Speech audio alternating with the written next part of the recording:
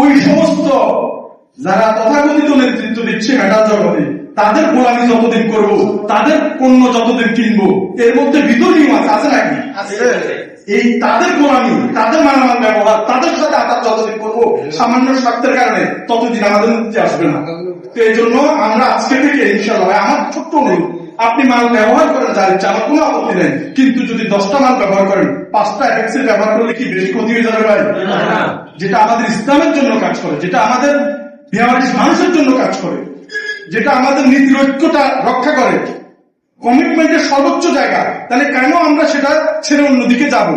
ইনশাআল্লাহ আমরা হাত তুলি, ইনশাআল্লাহ, ইনশাআল্লাহ, ইনশাআল্লাহ। তাহলে আল্লাহ পাক আমাদের কবুল করুক, এই ভালো কাজের সাথে আমরা সম্পৃক্ত থাকতে পারি। আর এথিক্স এর পক্ষ থেকে যে ভালো কাজ দুই একটা হয়, এই আপনারা যারা পণ্য ব্যবহার করেন, এটার অংশ